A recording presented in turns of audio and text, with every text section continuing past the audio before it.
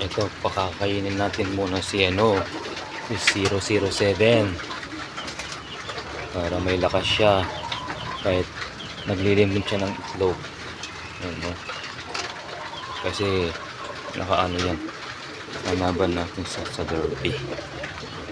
Training pa lang para hindi siya maghina. Nakahinan natin siya. Yan ang ginagawa ko, sinusubuhan. Naglilimlim siya ng itlog.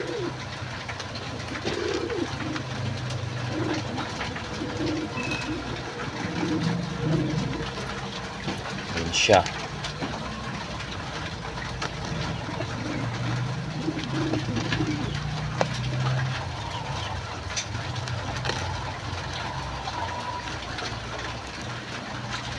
Ayan siya.